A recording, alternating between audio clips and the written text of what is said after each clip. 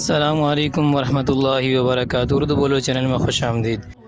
مسلمانوں کی نئی وجود میں آنے والی سلطنت عثمانیہ یعنی سلجوق سلطنت کی تباہی کے بعد اناطولیہ کے علاقوں میں قائم کی جانے والی سلطنت، جس کا پہلا حکمران عثمان غازی تھا۔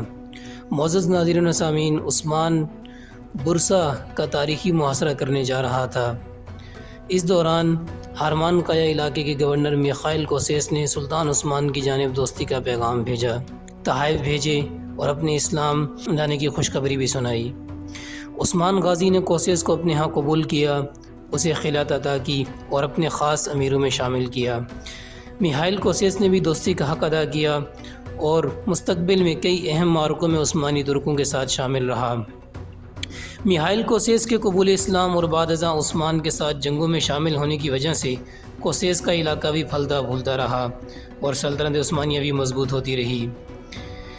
معزز ناظرین و سامعین، قسطنطنیہ کے ماتحت صوبوں میں سب سے طاقتور صوبہ برسا کا تھا۔ برسا کے گورنر نے عثمان کی پیش قدمی کا سن کر خود کو قلعے میں محصور کر لیا۔ ہم آپ کو یہ بتاتے چلیں کہ عثمان کی ایک عادت تھی کہ وہ کسی بھی شہر پر حملہ کرنے سے قبل شہر کے آس پاس کے شہروں اور بستیوں کو زیر کر کے شہر کی رسد اور مواصلات کو بند کر دیا کرتا، تاکہ اہل شہر محاصرے کی اصل کیفیت کو سمجھ سکیں۔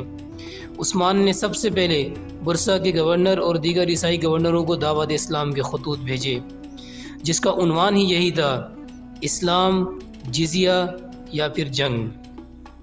ان تین امور میں سے ایک تو نافذ ہو کر رہے گا۔ اسلام لانے کی صورت میں عیسائی حکمران اپنے علاقوں پر بدستور حکومت کرتے رہیں گے۔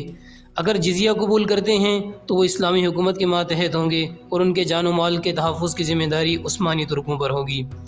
اگر پہلی دو باتیں تسلیم نہ کی اور جنگ کی طرف گئے تو پھر سلطان عثمان کی تلوار اپنا حکم نافذ کر کے رہے گی۔ عیسائی حکمرانوں نے عثمان کے اس جواب کا مذاق اڑایا اور کہا، تم قیصر کی صرف ایک سپاہ کو شکست دے کر خود کو فاتح سمجھ رہے ہو، جبکہ اس کے ترکش میں بے شمار تیر موجود ہیں اور وہ انہیں یکے بعد دیگرے چلائے گا۔ تمہارے مقابلے پر ایک کے بعد ایک لشکر آئے گا اور تمہیں اناطولیہ سے باہر نکال پھینکے گا، جیسے ایک سرکش امیر کو سزا دی جاتی ہے۔ پھر تم اپنا اسلام گٹھڑی میں باندھ کر اپنے ساتھ ہی لے جاؤ گے۔ عثمان نے یہ جواب سنا مگر کوئی استعال نہ دکھایا اور ہمیشہ کی طرح گھوڑے پر سوار ہوا اور تلوار کھینچ کر بولا، بہادرو، آگے کی طرف بڑھو، میں تمہیں اس وقت تک تلوار سے ہانکتا رہوں گا جب تک تمہارے نیزے قیصر کے شہر قسطنطنیہ کے دروازے میں چھید نہیں کر دیتے۔ عظیم قیصر اور اس کا لشکر کہاں روپوش ہے، آؤ انہیں تلاش کرتے ہیں۔ معزز ناظرین و سامعین، برسا کا محاصرہ جاری رہا، تقریباً 10 سال تک جاری رہا۔ عثمان نے یہ عہد کیا ہوا تھا کہ جب تک شہر فتح نہیں ہو جاتا اس وقت تک محاصرہ نہیں اٹھایا جائے گا۔ شاید عثمان قیصر قسطنطنیہ کے ساتھ ساتھ قیصر روم کی طاقت کو بھی آزمانا چاہتا تھا۔ ناظرین، ہم آپ کو یہاں بھی بتاتے چلیں کہ سلجوق سلطنت کی تباہی کے بعد اب بازنطینی قلعے داروں میں کافی خوشی کی لہر دوڑ چکی تھی۔ بازنطینی قلعے دار شاید یہ سمجھتے تھے کہ منگول اسلامی علاقوں میں تباہی مچا کر یہاں سے واپس چلے جائیں گے اور یوں مسلمانوں کے حملوں سے ہم محفوظ ہو جائیں گے، اسلامی سلطنت کا شیرازہ بکھر جائے گا اور ہمارے لیے ایک بڑا خطرہ ہمیشہ کے لیے ٹل جائے گا۔ لیکن شاید یہ ان کی خوش فہمی تھی۔ ان کی یہ خوشیاں نقش برآب ثابت ہوئیں، کیونکہ اگر ایک طرف مسلمانوں کی ایک عظیم سلطنت کا سورج غروب ہو رہا تھا تو دوسری جانب عثمان غازی کی قیادت میں مسلمانوں کی ایک نئی اسلامی ریاست کا سورج بھی طلوع ہو رہا تھا، اور وہ ریاست آہستہ آہستہ پنپ رہی تھی اور مضبوط ہو رہی تھی۔ عثمان نے اپنے سرداروں میں اور اپنے سپاہیوں میں ایک ولولہ اور جوش پیدا کر دیا تھا۔ عثمان کے سپاہی اور سردار اپنے بہادر سلطان کی قیادت میں جہاں کا رخ کرتے پھریرے اڑاتے گزر جاتے۔ بازنطینی قلعے داروں کو اب اپنی سلامتی خطرے میں نظر آنے لگی تھی۔ کئی بازنطینی قلعے اب عثمانیہ کے ماتحت ہو چکے تھے، جنہیں عثمان نے تلوار کے زور پر فتح کیا تھا، مگر مرکزی علاقوں پر عثمان کی نظر اب بھی تھی، جن میں سر فہرست برسا کا علاقہ تھا۔ اگرچہ بازنطینی قلعے دار ایک دوسرے سے حسد کیا کرتے تھے مگر عثمان کی مخالفت میں سب متحد ہو جاتے۔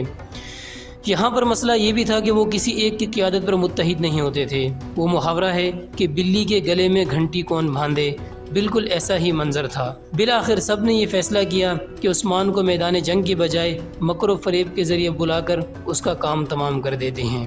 یوں ہمارے جنگ کے اخراجات بھی بچ جائیں گے اور عثمان سے جان بھی چھوٹ جائے گی۔ ایک طرف قلعے دار یہ منصوبہ بنا رہے تھے معزز ناظرین و سامعین، لیکن دوسری جانب تقدیر دور کھڑی ان پر مسکرا رہی تھی۔ معزز ناظرین و سامعین، آج کی ویڈیو میں آپ نے ہمارا یہ پہلا حصہ سنا جس میں ہم نے بازدینی قلعے داروں اور عثمان کے درمیان مکالمے کو اور ہارمان کایا قلعے کے گورنر میخائیل کوسیس کے قبول اسلام کا ذکر کیا۔ اگلی ویڈیو میں ہم آپ کو بتائیں گے کہ جب بازدینی قلعے داروں نے عثمان کے خلاف چال چلی تو عثمان نے اس چال کو کیسے ناکام بنایا۔